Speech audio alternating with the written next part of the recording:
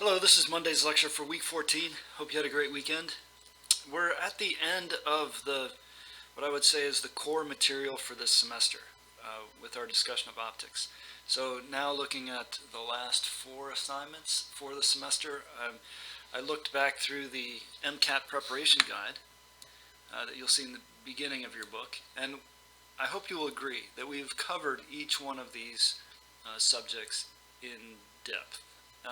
The only thing we haven't really talked about that much, we've talked about it on and off, the Bohr model of the atom, for example, is atoms. And so I'd like to fill that hole with the next 3 lectures. We'll be talking about atoms in chapter 11, and then also as discussed in chapter 30, so for decays and nuclear reactions.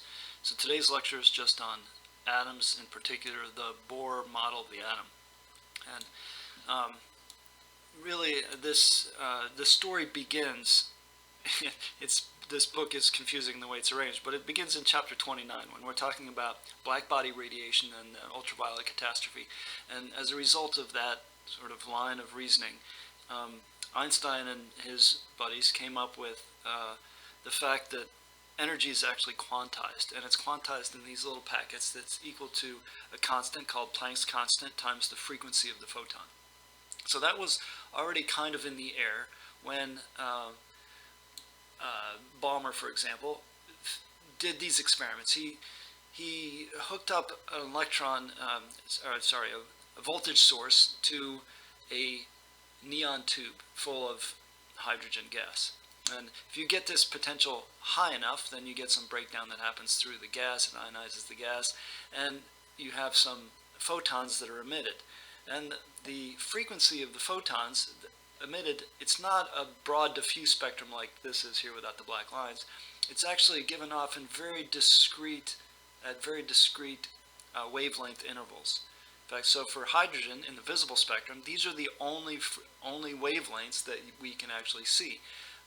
Somewhere around 420, 440, 460, 660 or so nanometers. So trying to understand that led to Bohr's model of the atom, which we're going to go into in a second. The other thing that can happen is if you shine light into that same tube, only some of it escapes. And here I just kind of arbitrarily labeled it Mary, Joe, and Bob, and only Mary and Bob come out. What happened to Joe? Well, Joe is this little black line represented here. This is the full white light spectrum going into the tube, but you can see there's some wavelengths that are absorbed by the tube, so that's called the absorption spectrum. And check this out, the wavelengths that are emitted by this electric breakdown phenomenon are exactly equal to the wavelengths that are absorbed when you shine light into the hydrogen tube. So there's a little bit of a problem with what we've I know this won't surprise you because it seems like it's been the theme in the semester, but we present some physics that will explain an experimental result, and the first thing that comes to mind is Newton's second law.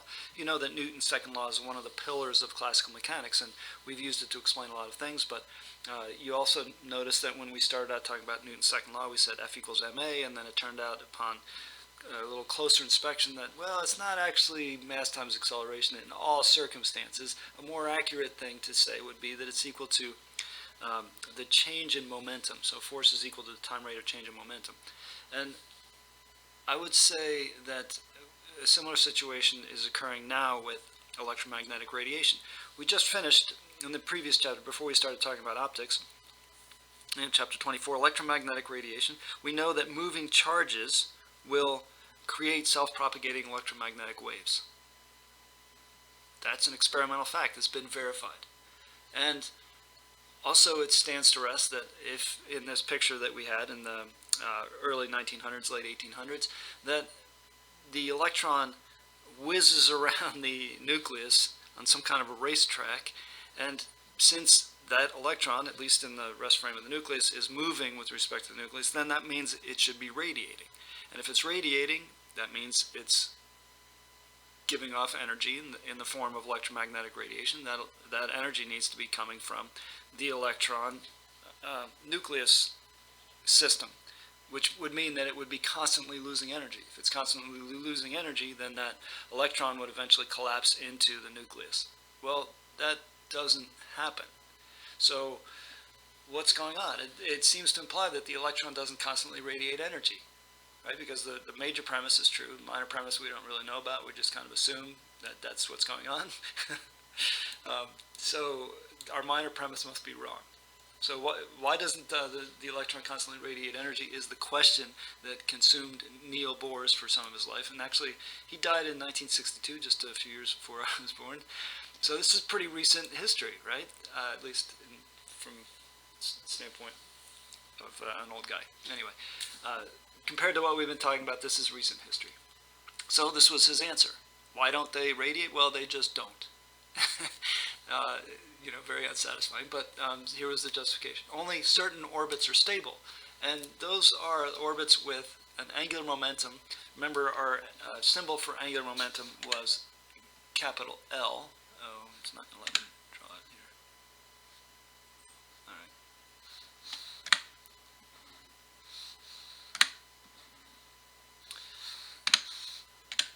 Okay.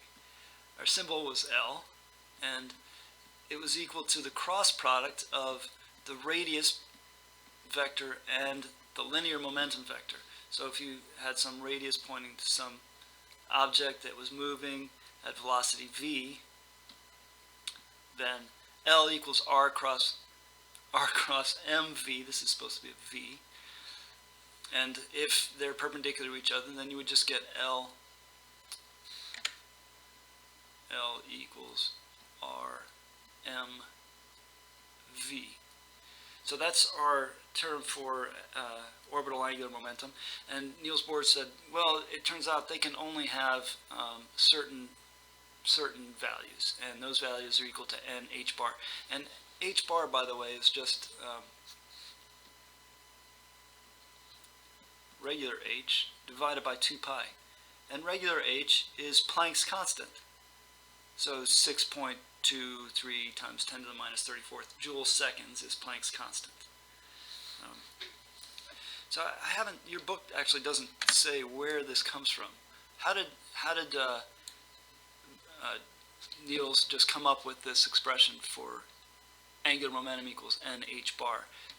It's just presented completely without justification, which is very unsatisfying from my point of view. And so I just thought of how I would do it. Again, and this, I would really encourage you to do this too.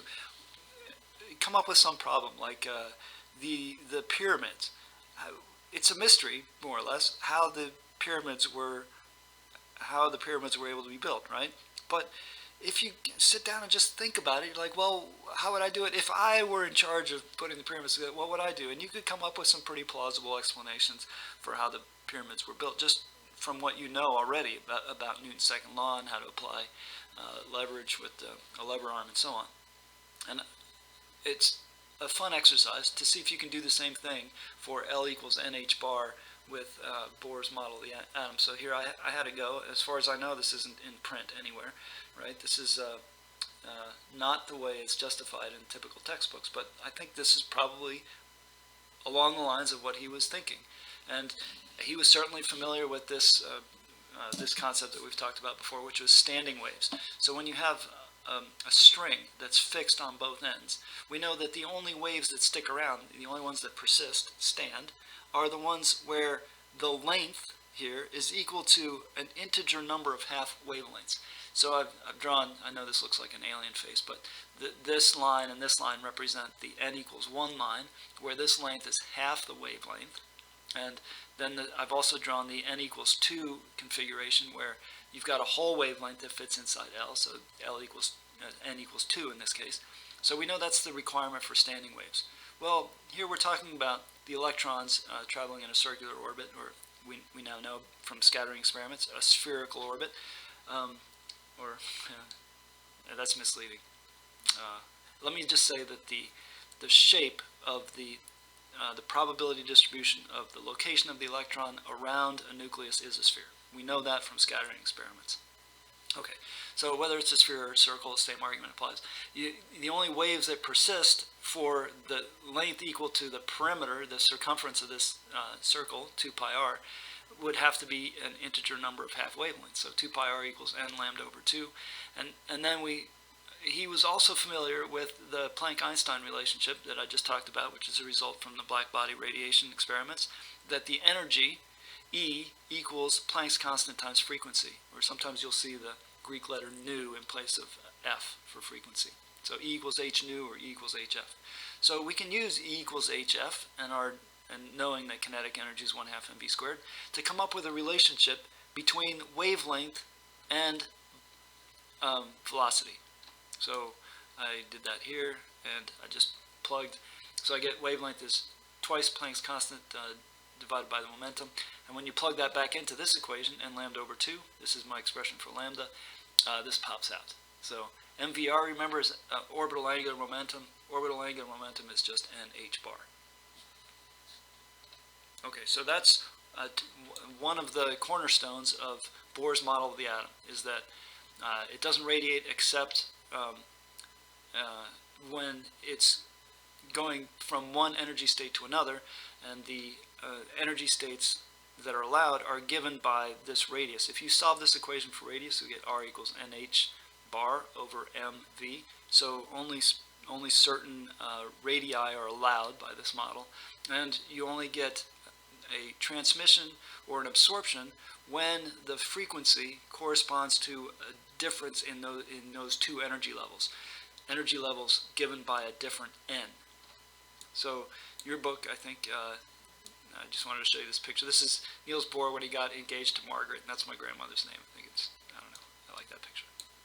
So this is from your textbook. This is things that you already know. Total energy is equal to the sum of kinetic plus potential energy. This is kinetic energy, 1/2 mv squared.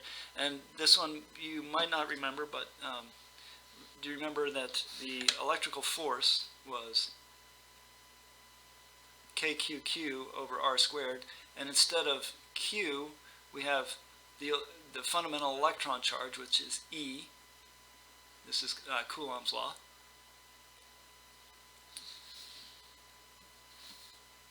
So the charge of a proton is plus E, the charge of an electron is minus E. So the total force, it's an attractive force, and it has a magnitude equal to ke squared over r squared.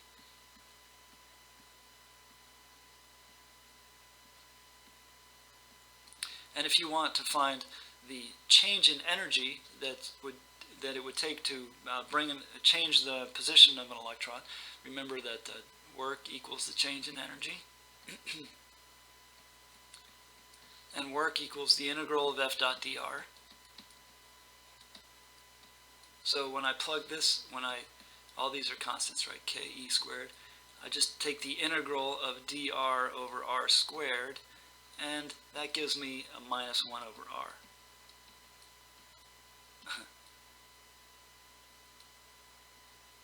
So this is where this comes from.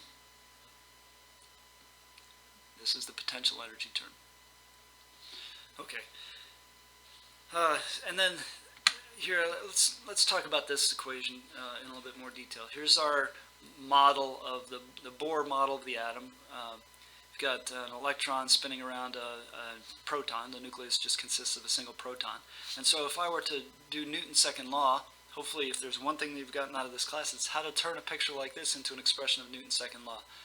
Well, we know that there's only one force in this system. We're neglecting gravity. It's Coulomb's force between the electron and the proton. So that's ke squared over r squared. It's pointing opposite the direction of the radius vector, so I gave it a minus sign.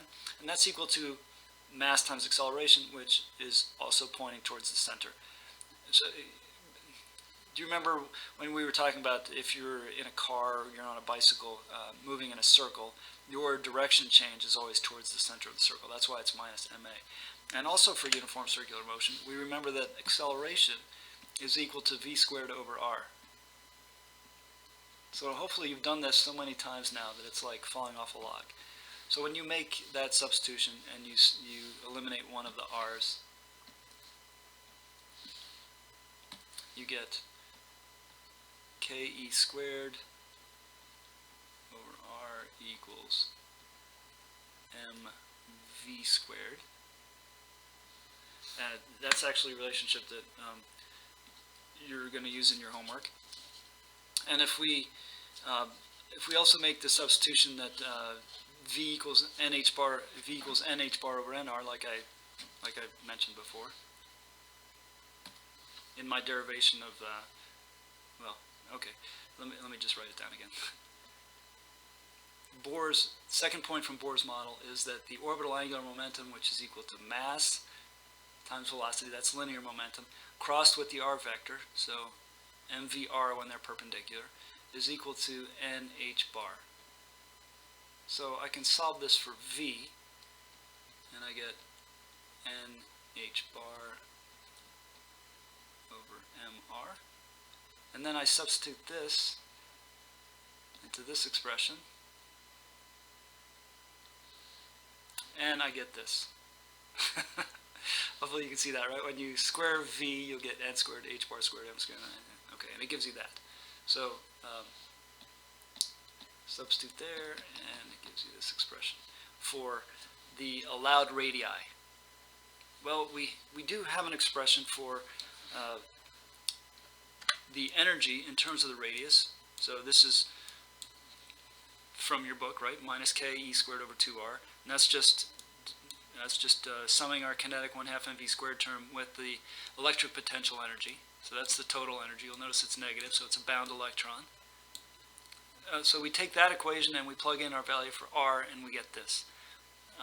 So a naught is the r0, well, sorry, the n equals 1 term. It's called a0 because it's the ground level of the hydrogen atom. So a0 corresponds to n equals 1.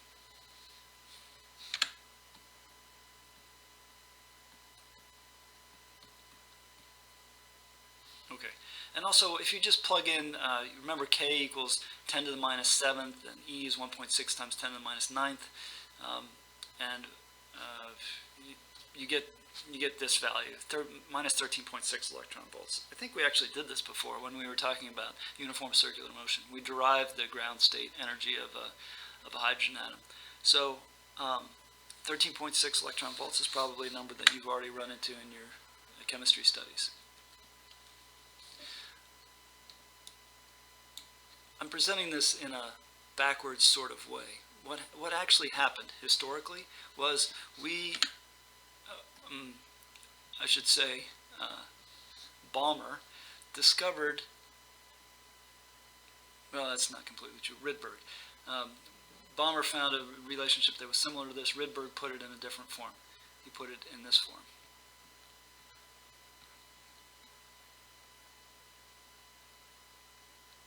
No, he didn't.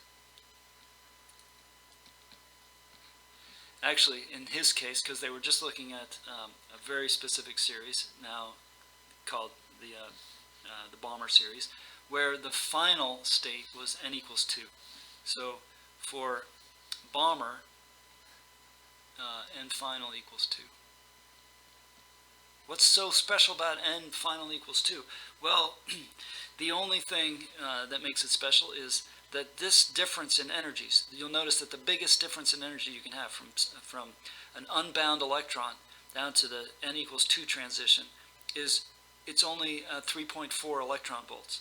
Well, this range of energy differences corresponds, if you use the relationship E equals h nu, to visible light.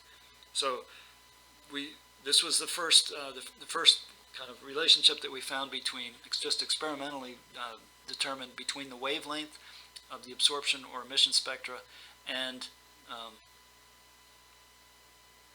the energy levels. Okay. Well, where does this actually come from? It comes from our expression for E, and then remembering that since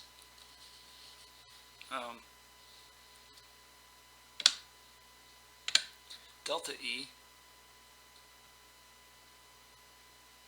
equals h times the frequency.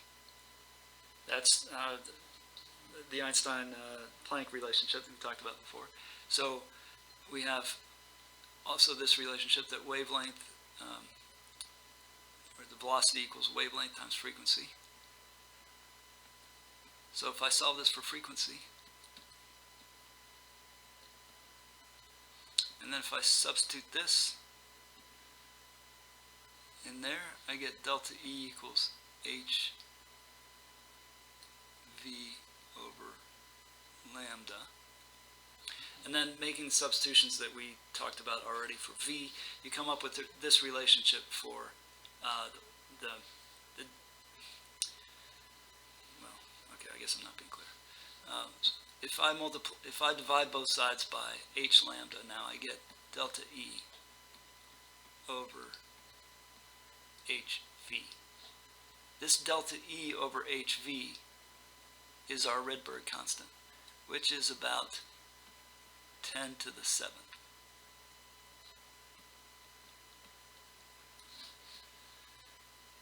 Okay, and then because the energy is related to this 1 over n squared term, the difference in final energy to initial energy gives us this expression.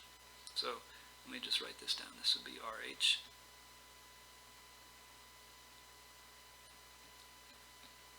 It's actually 1.097 times 10 to the 7th. Oh, maybe I should write that down.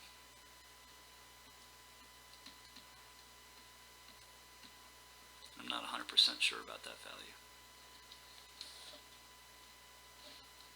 Okay. The last thing, I think you might have seen this already in your chemistry class, but I'd just like to go over it real quick. The only difference between the Balmer, Paschen, and Lyman series is where we end. The final state, so this n sub f, the final state for Lyman series is n equals 1. The final state for Balmer series, so the only visible lines that you see is n equals 2. And the final state for the Paschen series is n equals 3. And you'll do some problems in the homework where you're given a certain wavelength and then asked to identify what transition it corresponds to in the Balmer series, for example, and then to say, well, could it have been a different transition in the Paschen or the Lyman series? And I'd like to sort of make that easy for you just by looking at the difference between an unbound electron, so infinitely high energy level, and the endpoint for each of these series. And we'll see that from we decide that unbound is the the equals 0 state. So the difference in energy between the n equals 3 and unbound is 1.5 electron volts for the Paschen series. And then if you look at the difference in the energies between the lowest, or I should say the biggest transition that the Paschen series electron could ever make is from n equals infinity to n equals 3, which gives you a difference of 1.5 volts. But this difference between the n equals 3 level and the n equals 2 level is, if you take 3.4 and you subtract 1.5, you get 1.9.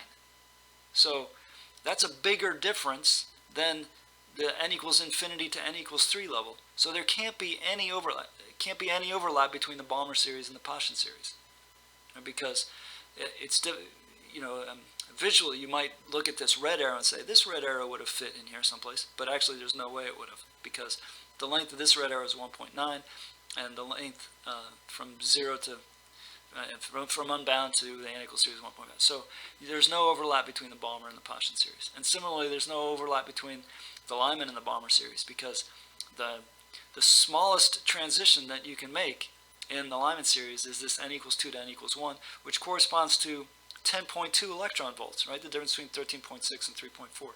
So 10.2 electron volts is not going to fit in this interval. It's not going to fit between 0 and 3.4. It's certainly not going to fit in that interval. So you don't have any overlap between the series. Okay.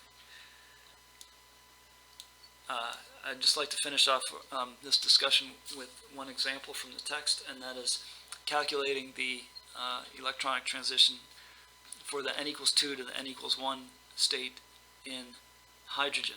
So and then we have to find the wavelength and the frequency of the emitted photon. So this might be a good time for me to actually look up what the Rydberg constant is.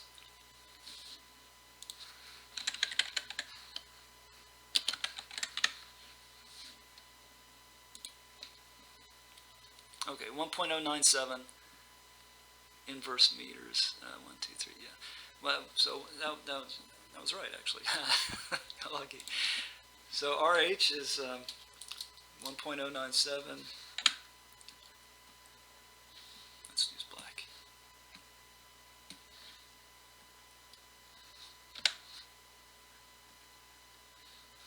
I don't understand what's happening.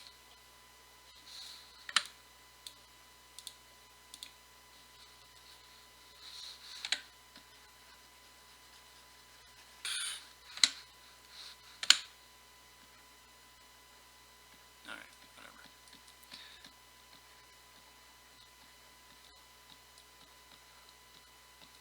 And I know this expression for the inverse wavelength is equal to the Rydberg constant times 1 over n final squared minus 1 over ni squared. And now it says makes a transition from n equals 2 to the ground state. So my n final is 1/4 because n final equals 2. Well, actually, sorry, that's backwards.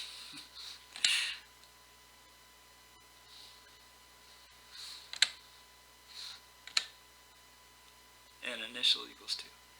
N final equals 1. Okay. So 1 over n final squared is just 1 over 1 squared. And n initial is 1/4 because 2 squared is 4. So 1 minus 1/4 is 3/4. So 1 over my wavelength is equal to 3/4 of the Rydberg constant.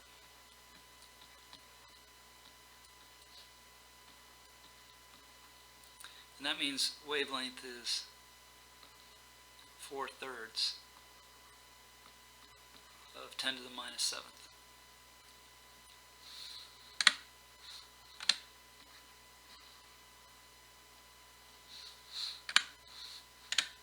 And that's in meters.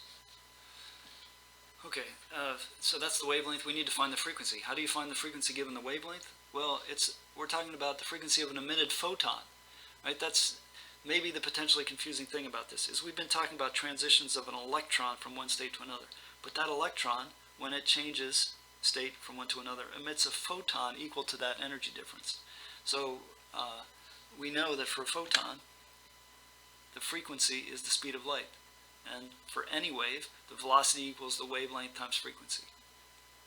So in this case, to get the frequency, we just take the speed of light and we divide it by the wavelength.